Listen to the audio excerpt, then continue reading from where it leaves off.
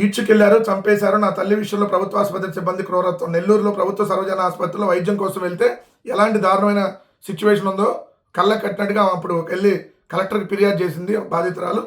ఎవరైతే చూడండి, వాళ్ళ అమ్మ 80 ఏళ్ళ వృద్ధురాలైన వాళ్ళ అమ్మ పాకం ఆదిమ్మను అనారోగ్యంతో సెప్టెంబర్ 15న ప్రభుత్వ ఆసుపత్రిలో చేయిస్తే నేలపైనే పడుకోబెట్టారంట, ఏదో అత్యవసర వాటిలో. తర్వాత నేలపై నుంచి ఈడ్చుకెళ్తారు, ఫోటో కూడా కనపడుతుంది. తర్వాత ఆ పక్కనే ఉన్న బెడ్పై పడేసి సరైన వైద్యం అందకపోతే 20వ తారీఖు చనిపోయింది. ఆమె ప్రాణాలతోనే ఉన్నా చనిపోయిందని చెప్పేశారు. వైద్యులు ఆసుపత్రి సిబ్బంది చాలా రాక్షసంగా వ్యవహరించారు. మా అమ్మ బతికే ఉందని చెప్పడంతో మళ్ళీ ఐసీయూకి తీసుకెళ్లి తిరిగి అరగంట తర్వాత మళ్ళీ చనిపోయిందని చెప్పారు. ఇది ఎంత దారుణమైన పరిస్థితులు ఉన్నాయంటానికి.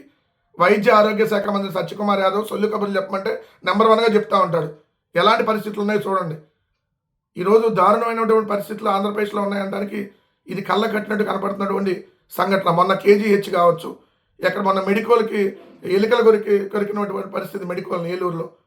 సో ఎంత దారుణమైనటువంటి భయానకమైన పరిస్థితులు ఆంధ్రప్రదేశ్లో ఉన్నాయంటానికి ఈ కూటమి ప్రభుత్వంలో ఇది కూడా ఒక నిదర్శనం.